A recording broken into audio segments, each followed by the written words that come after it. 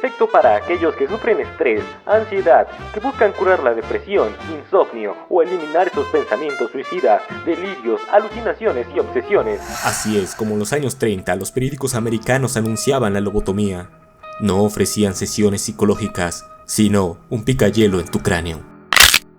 Egas Moniz, padre de la lobotomía, recibió el premio Nobel por inventar esta cirugía en 1949. Pero, ¿realmente mereció ganar este premio? En este video conoceremos cómo la lobotomía se convirtió en el tratamiento predilecto para trastornos mentales. Cómo un picahielos en el cráneo era capaz de afectar la personalidad de una persona y, aún más importante, ¿podría la gente estar equivocada al prohibir esta cirugía? A principios del siglo XX, una persona con alguna enfermedad mental era un estigma terrible para su familia. La sociedad solía creer que esas personas no merecían vivir, por eso los trataban peor que a los criminales. Los encerraban en prisiones y los torturaban. Los hospitales psiquiátricos supuestamente se convertirían en una alternativa humana, pero no fue así. Los pacientes eran encadenados a las paredes o camas, eran electrocutados y obligados a tomar medicamentos antipsicóticos. Se les podía retener en asilos durante años sin signos visibles de mejoría. Hasta que, en 1935, la lobotomía lo cambió todo. En primer lugar, permitió que las personas que padecían trastornos mentales evitaran terminar en un asilo. Sin embargo, la lobotomía no sonaba menos aterradora que los hospitales psiquiátricos. La cirugía se realizaba usando un dispositivo parecido a un picahielos, que posteriormente sería reemplazado por un picahielos de uso común. El paciente era electrocutado hasta perder el conocimiento. Luego se empujaba el picahielos dentro de la cuenca del ojo y se martillaba a través del hueso de la órbita. El cirujano movía el instrumento de lado a lado para cortar las conexiones entre el lóbulo frontal y el resto del cerebro. El procedimiento podría durar solo 10 minutos y convertir a un paciente agresivo y peligroso para la sociedad en uno obediente y sumiso en cuestión de minutos. Era una práctica bastante peligrosa, pero le ahorró a la gente muchos años de soportar horribles e insoportables tratamientos en las instalaciones especializadas. La paciente más famosa que se sometió a esta cirugía es Rosemary Kennedy, hermana del presidente John Kennedy.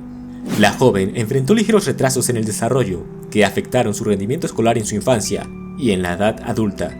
Sin embargo, como Rosemary experimentó convulsiones, rabietas y presentaba una actitud agresiva hacia otros, en 1941, cuando la mujer cumplió 23 años, fue lobotomizada, dejando de ser agresiva y peligrosa para la sociedad. La lobotomía se convirtió en una varita mágica que, al tocar un punto específico en el cerebro, convertía a un villano en una buena persona. Pero, ¿cómo entendió la gente qué partes del cerebro afectan la personalidad? La lobotomía tiene sus principios en muchas civilizaciones antiguas que buscaban curar enfermedades cerebrales e incluso liberar a las personas de espíritus malignos y maldiciones a través de la perforación de la cabeza.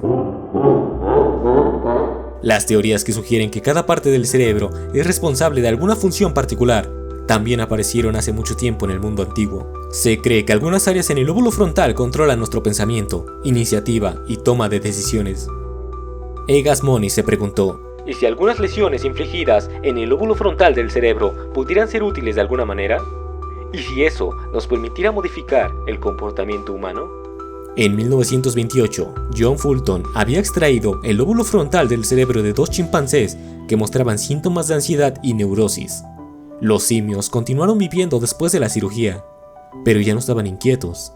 A Egas Moniz, impresionado por esto, se le ocurrió la idea de que tal vez las personas con trastornos psicóticos podrían ser tratadas de la misma manera.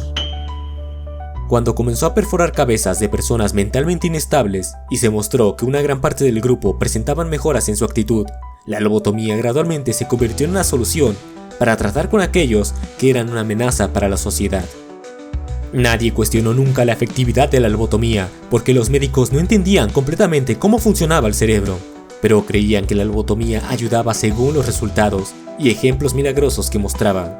Sin embargo, todo terminaría para Egas Moniz en 1938, ya que un paciente psiquiátrico al que atendía le disparó 8 tiros, dejándolo paralítico de por vida. A partir de ese momento, Walter Freeman, usando un picahielos y un mazo, junto a su furgoneta, llamada por él mismo el lobotomóvil, popularizó la lobotomía en los Estados Unidos. Inicialmente, la técnica fue implementada únicamente a pacientes con esquizofrenia severa e intratable. Posteriormente se extendió la creencia de que la lobotomía era la mejor cura para los hijos que presentaban actitudes rebeldes o con sospecha de ser homosexuales. La mayoría de veces los diagnósticos no eran realizados por médicos, sino por los propios familiares. Nadie les preguntó si aceptaban someterse a una lobotomía o no. La operación fue forzada sobre los pacientes gracias a las propias familias. Al mismo tiempo, a los médicos no les importó y ayudaban con entusiasmo. Lo único que tenían en mente era ganar dinero. Sin embargo, la situación cambió rápidamente y pronto más personas comenzaron a buscar activamente unirse a la cirugía. Pero la pregunta es, ¿por qué la gente empezó a estar dispuesta a ser lobotomizada? Freeman era neurólogo y psiquiatra, pero por sobre todo un increíble showman y seguramente uno de los mejores especialistas en marketing de la historia. Ni siquiera era cirujano, y de hecho, él mismo no podía operar a sus pacientes, pero eso no lo detuvo. Egas Moniz propuso la lobotomía como una medida extrema, pero Freeman hizo que perforar agujeros en un cráneo humano fuera un remedio para todos los problemas, incluso la solución para cualquier tipo de comportamiento considerado extraño. Lo promovió como un tratamiento que era solo un poco más riesgoso que la extracción de dientes. Freeman comenzó a ofrecer sus servicios mientras viajaba, convirtió la operación en un gran espectáculo. Por ejemplo, sorprendió a los médicos y enfermeras de su audiencia al realizar simultáneamente lobotomías en 2 pacientes. Consiguió tantos fanáticos que una vez operó a 25 mujeres en un solo día. A medida que pasaba el tiempo, Freeman comenzó a asegurarle a la gente que la lobotomía podía curarlo todo, incluso la indigestión. Un espectro más amplio de enfermedades potencialmente curables mediante la lobotomía significó un número mayor de clientes. Para ocultar lo que realmente les pasó a los pacientes después de la lobotomía, Freeman guardó silencio sobre muchas cosas en su campaña publicitaria.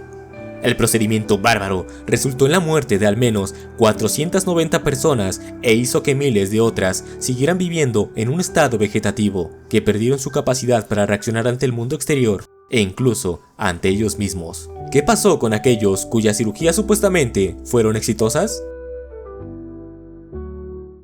Antes de que Rosemary Kennedy pasara por el tratamiento, era solo una niña de mal genio, con una mente inquieta.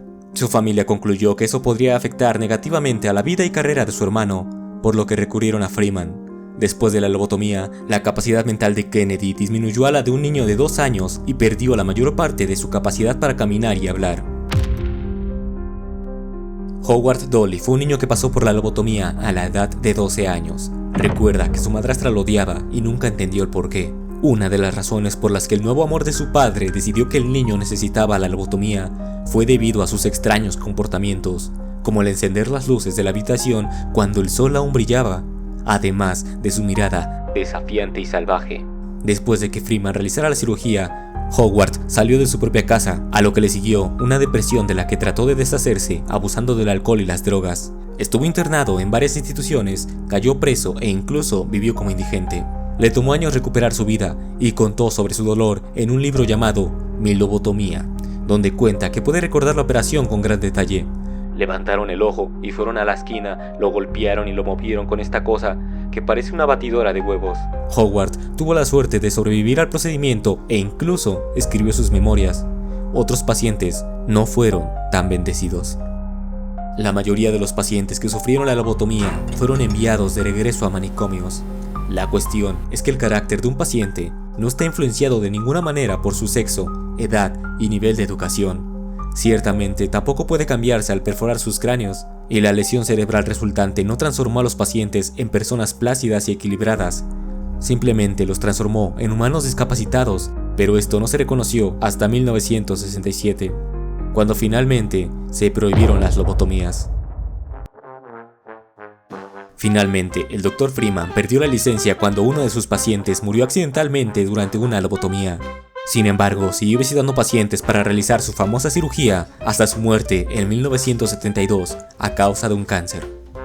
Ahora, las personas son tratadas de una manera mucho más humana. El paso por las sesiones de terapia psicológica y el mal genio o incluso la orientación sexual de una persona ya no son estigmas de los que avergonzarse. Hasta el día de hoy hay numerosas llamadas para rescindir el premio Nobel de Egas Moniz por desarrollar la lobotomía, pero hasta el momento no han tenido suerte. ¿Qué podría haber sucedido si esta cirugía no se hubiera prohibido finalmente? ¿A quién crees que se le podría recetar la lobotomía hoy en día y qué dolencias se podrían tratar con un picayelos en el cerebro?